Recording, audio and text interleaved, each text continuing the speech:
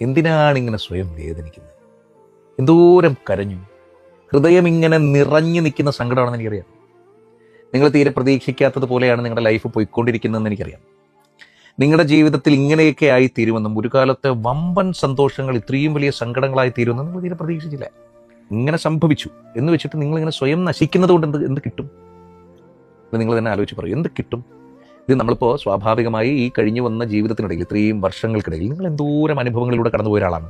ഞാൻ പറയാതെ തന്നെ നിങ്ങൾക്ക് ഓർത്തെടുക്കാവുന്നതേ ഉള്ളൂ. ഇതിനപ്പുറം വലിയ പ്രശ്നങ്ങൾ നിങ്ങളിലേക്ക് വന്നിട്ടുണ്ട്. ആ സമയത്തൊക്കെ നിങ്ങൾ അതിജീവിച്ചില്ലേ? ദൈവം ചില മാലാഖമാരെ കൊണ്ടുവന്ന് തരും എന്നുള്ളതാണ്.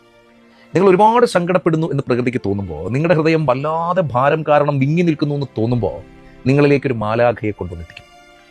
ഇനിയിപ്പോൾ ഞാൻ ഈ മാലാഖ വരുമെന്നും പറഞ്ഞിട്ട് ആ മാലാഖയെയും പ്രതീക്ഷിച്ച് ഇതാണോ എൻ്റെ മാലാഖ, അതാണോ, അങ്ങനെ നടക്കണ്ട.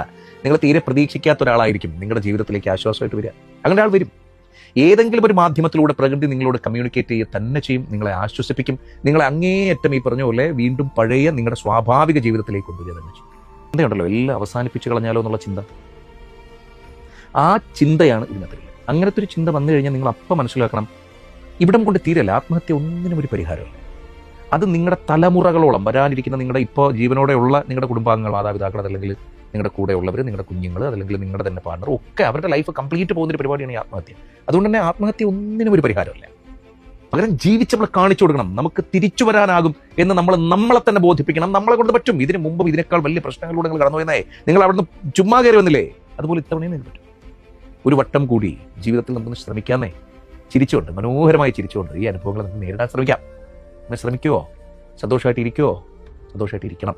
ജീവിക്കുന്നത് തന്നെ സന്തോഷങ്ങളെ തിരിച്ചു പിടിക്കാനാണ്. നടക്കട്ടെ പ്രകാശ്.